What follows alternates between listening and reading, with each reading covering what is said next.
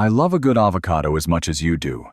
Yet if you are past 60, the way you handle this gentle fruit can quietly put your heart, your liver, and even your focus at risk. And that is the part most people never see coming. Here is the rescue line right up front, so you can breathe easier.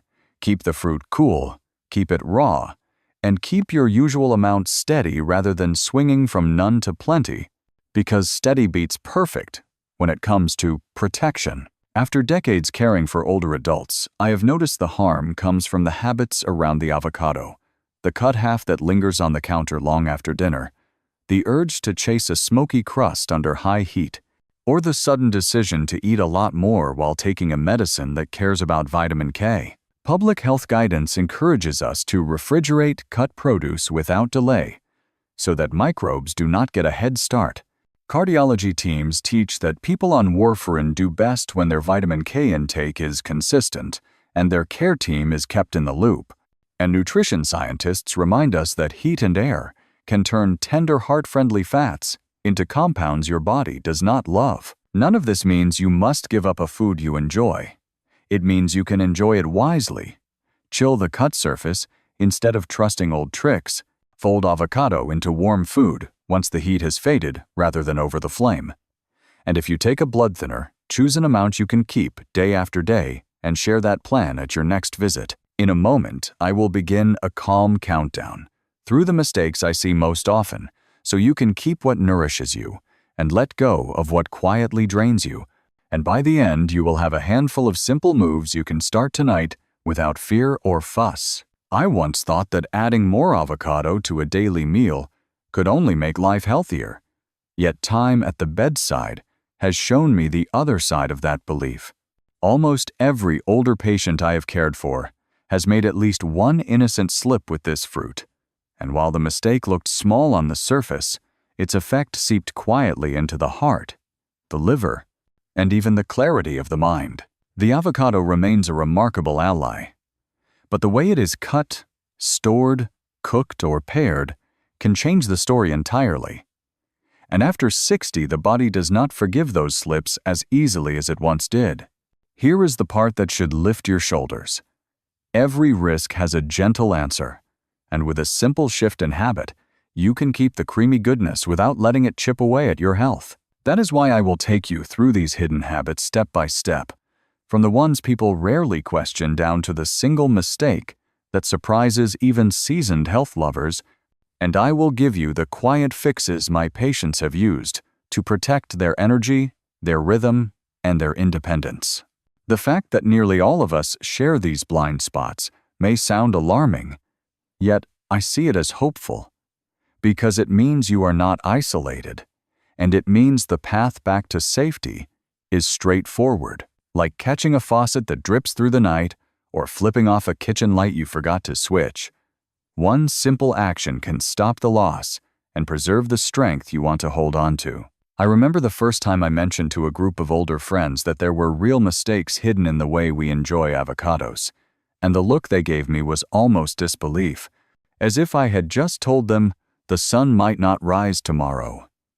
That reaction is exactly why I want to guide you through these habits in the form of a countdown, starting with the one that seems the least threatening and moving step by step toward the habit that shocks nearly everyone who hears it. Picture yourself descending a staircase where each step lower exposes another corner of the room, until at the bottom you find the switch that changes everything. This is not a list meant to scare you, it is a path meant to protect you, because as each hidden danger is uncovered, I will hand you a small move you can make right away, the kind of move that feels simple in the moment, yet builds powerful safety over time. You might already feel the question rising inside. Which of these habits lives in my own kitchen? And that curiosity is the very reason to stay with me until the last note. Because the habit you never stop to doubt may be the one quietly shaping your health the most. I remember sitting at a kitchen table with a neighbor who proudly told me that the secret to keeping an avocado fresh was to leave the pit in place, a habit she said had been handed down from her grandmother. She believed she was holding on to a piece of wisdom. Yet what I had to share with her, and what I have since told many patients, is that the pit offers almost no protection at all. Careful studies out of California measured how long the fruit stayed fresh with and without the pit. And aside from the tiny circle hidden beneath that stone, the rest of the flesh browned at the same pace. The greater danger is not the color but the time, because when you believe the pit is preserving your avocado, you are more likely to keep it far longer than is safe, and in that window bacteria, such as Listeria, find a soft place to grow. Listeria may sound like just another name, but in older adults it has been tied to severe infection and even life-threatening complications. The hopeful side of the story is that the fix is simple and well-tested. A light brush of lemon or lime across the surface and a place in the refrigerator slows the browning and blocks the growth of germs. The advantage is clear. You enjoy the creamy fruit without fear, and the only drawback is letting go of a myth that was never working in the first place. If you have ever relied on the pit to do the job for you, let tonight be the night you trade an old belief for a safer practice that truly protects your health. If you are wondering what to do with the next avocado you cut, here is a simple move you can make before the day ends. Instead of trusting the pit to keep it safe, take a moment to brush the surface with a little lemon and place it gently in the refrigerator.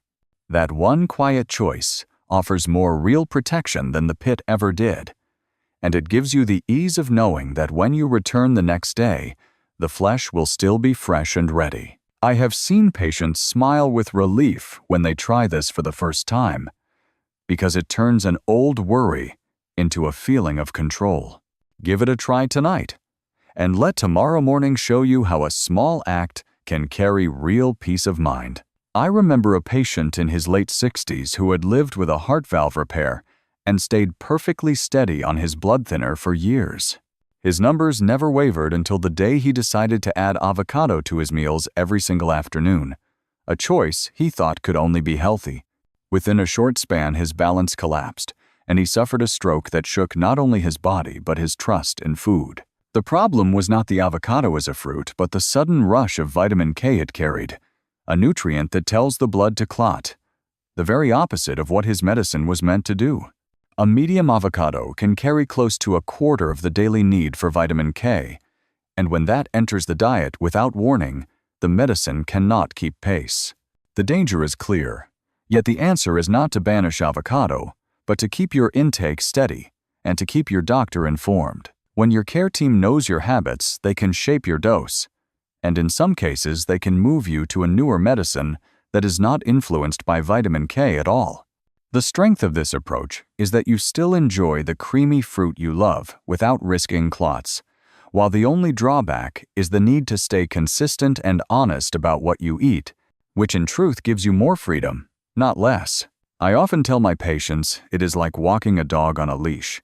Steady steps keep you in stride, sudden pulls throw you off balance, and in health, as in walking, the safer rhythm is always the steady one. If you are living with a blood thinner and you also love the taste of avocado, let this be the evening you begin a quiet record of your own. Take a notebook or even a sheet of paper and mark down how many times you enjoy the fruit and in what portion, not as a limit, but as a gift to your care team. That simple record becomes the bridge between your plate and your medicine, and it spares you the dangerous swings that catch so many by surprise. I have watched patients breathe easier once they saw their habits written out, because it gave them the sense that they were steering the plan rather than chasing after sudden changes. Start tonight, and when you sit with your doctor at your next visit, you will hand them a clear map of your choices, a map that protects you far more than memory ever could. I remember the day I tossed a rock-hard avocado into the blender thinking I was saving time, and within hours I was doubled over with cramps I could not ignore. That experience taught me that ripeness is not just about taste, it is about chemistry that your body feels in a very real way. An unripe avocado carries persin, tannins, and heavy starches that push the gut to its limit, while the ripe fruit has let those harsh elements fade and has filled itself with the very fats that protect the heart. Stanford researchers followed people who ate unripe avocados for weeks and found their gut bacteria shifted in a way that cut down the helpful strains. A quiet change, with long-lasting effects. The comforting news is that waiting for ripeness is not complicated. The fruit should give gently under your palm, or the stem cap should reveal a soft green signal. If you want to shorten the wait, you can place the avocado in a paper bag with a banana and let the natural gas that fruit releases speed the process. The benefit of patience is obvious. A smoothie that blends like silk, a taste that lifts rather than burdens, and fats that fuel the body instead of stressing it, while the only cost is a little time. I tell my patients it is like the choice between chewing a green banana and savoring a golden one. The fruit will tell you when it is ready, and your body will thank you when you listen. The next time you reach for an avocado to blend into your drink, take a quiet moment to test it in your hand. If it gives gently under your palm, it is ready, and if it stays firm, it is asking you for just a little more time.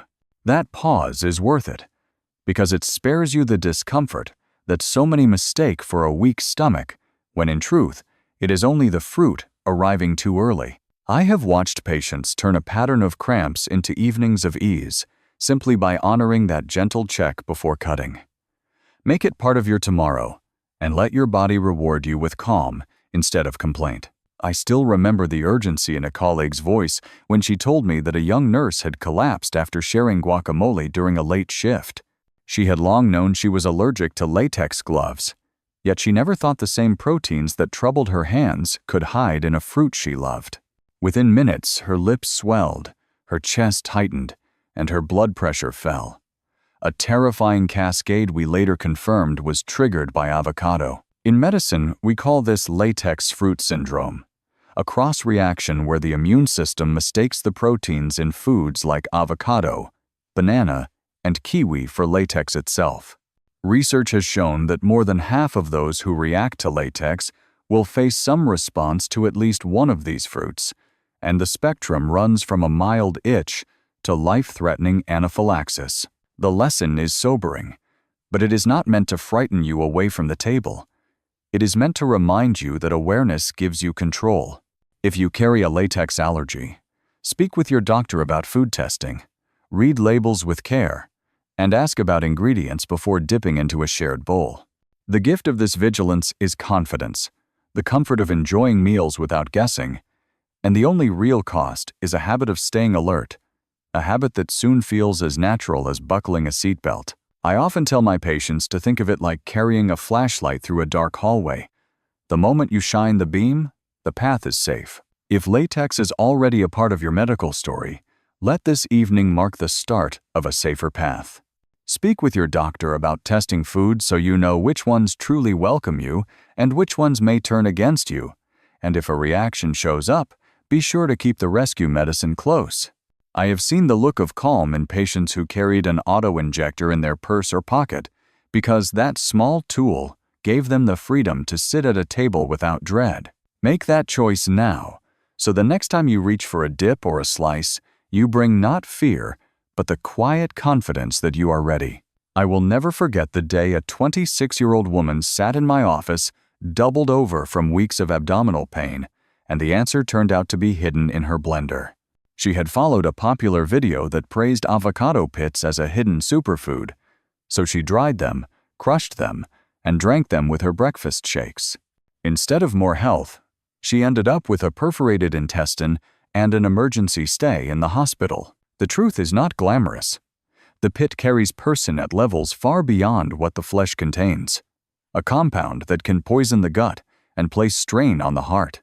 Researchers at Penn State compared the seed to the flesh and confirmed that while the soft green fruit offers healthy fats and micronutrients, the pit is a bundle of toxins the body was never meant to process.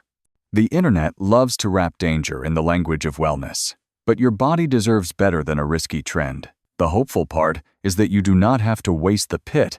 You can drop it in the compost to enrich the soil, or give it to someone who carves it into art, but leave it out of your diet where it can do real harm.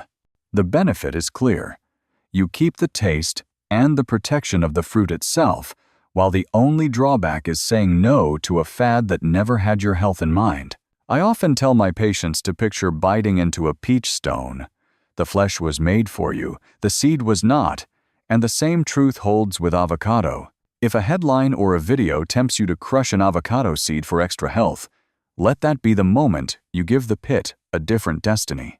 Drop it into the compost where it will feed the soil, or place it in the hands of someone who can carve it into something beautiful, but do not let it near your blender.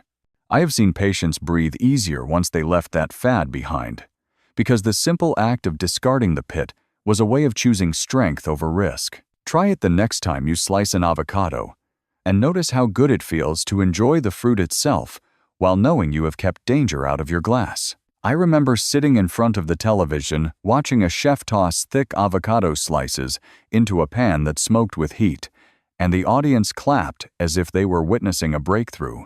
What the cameras never showed was the chemistry taking place beneath that crackling surface.